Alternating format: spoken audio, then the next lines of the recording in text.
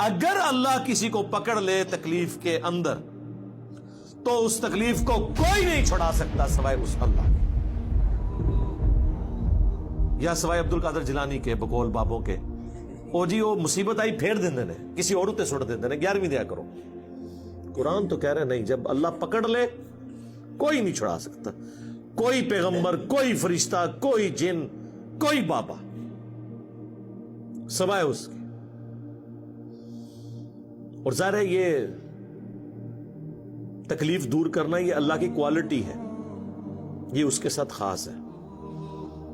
سورہ نمل کی آیت نمبر 62 ہے، میرے خیال ہے وہ ایک سمجھ لیں جسے وہ تاش کی لینگویج میں کہتے ہیں نا یکا، وہ ہے وہ آیت۔ ہم جب کہتے ہیں نا ایاک نعبد و ایاک نستعین، اے اللہ تیری عبادت کرتے ہیں، تجھ سے مدد مانگتے ہیں، تو یہ کہتے ہیں دیکھیں ہم بزرگوں سے بھی جو مانگتے ہیں نا وہ اللہ سے ہی لے کے دیتے ہیں۔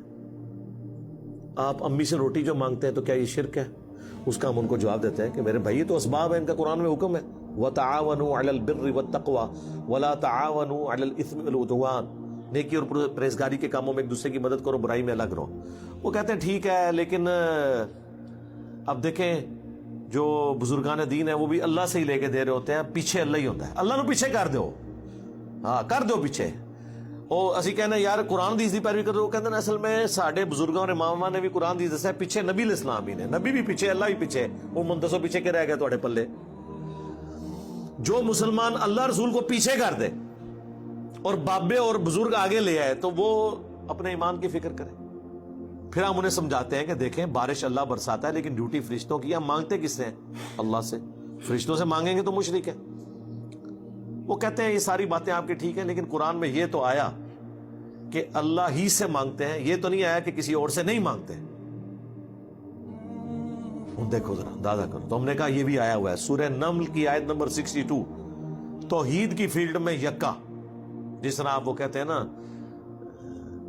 تاش کی لینگویج میں، اَمَّن يُجِيبُ الْمُضْطَرَّ إِذَا دَعَاهُ، بھلا بتاؤ تو کون ہے جو مصیبت میں گھرے ہوئے شخص کی فریاد کو سنتا ہے، وَيَكْشِفُ السُّوءَ، اور اس کی تکلیف اس سے دور کر دیتا ہے، وَيَجْعَلُكُمْ خُلَفَاءَ الْأَرْضِ، اور تمہیں خلیفہ کرتا ہے اگلوں کا زمین پر، یعنی جب تمہارے آباء و اجداد مرتے ہیں تو تمہارے مرنے کے بعد تمہاری اولاد، سب ایک ایک کر کے مر رہے ہیں، اللہ جو ہے وہ زندہ ہے، ایک ایک کر کے وہ آنے والی نسلوں کو زمین کا مالک بناتا جاتا ہے۔ اصل مالک کون ہے؟ اللہ۔ اِلَٰهٌ مَّعَ اللَّهِ، کیا اللہ کے ساتھ کوئی اور الہ بھی ہے جس کی یہ کوالٹیز ہوں؟ قلیلا ما تذکرون، لیکن نصیحت بہت کم ہی حاصل کرتے ہو۔ کون سی کوالٹی؟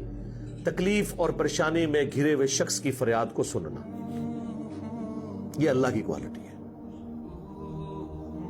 تو یہاں پہ بھی آیا کہ اگر اللہ کسی کو پکڑ لے تکلیف کے ساتھ تو اسے کوئی دور نہیں کر سکتا سوائے اس کے، وَإِن يَمْسَسْكَ بِخَيْرٍ، اور اگر اللہ تعالیٰ کسی کے لیے خیر کا ارادہ کر لے، فَهُوَ عَلَىٰ كُلِّ شَيْءٍ قَدِيرٌ، تو اللہ تعالیٰ ہر چیز پر قادر ہے۔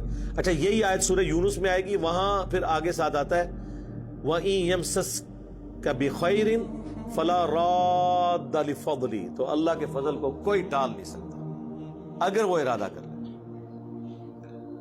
یعنی اگر اللہ نے ارادہ کیا ہوا ہے تو میرے بھائی کوئی کچھ نہیں کسی کو نقصان پہنچا سکتا۔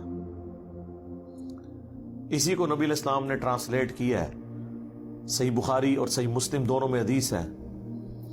حضرت معاویہ رضی اللہ تعالیٰ عنہ نے مغیرہ ابن شعبہ کو خط لکھا کہ آپ کوئی ایسا وظیفہ مجھے بتائیں جو اللہ کے نبی سے آپ نے خود سنا ہو، تو انہوں نے کہا کہ نبی صلی اللہ علیہ وآلہ وسلم ہر فرض نماز کے بعد پڑھا کرتے تھے لا الہ الا اللہ وحدہ لا شریک لہ لہ الملک ولہ الحمد وہو علی کل شیء قدیر، اللہم لا مانع لما اعطیت ولا معطی لما منعت ولا ينفع ذا الجد منك الجد، کہ اللہ جسے تو عطا کرے اسے کوئی چھین نہیں سکتا، جسے تو چھین لے اسے کوئی عطا نہیں کر سکتا، اور بڑے سے بڑے شخص کو اس کا منصب اور عہدہ کوئی فائدہ نہیں پہنچا سکتا۔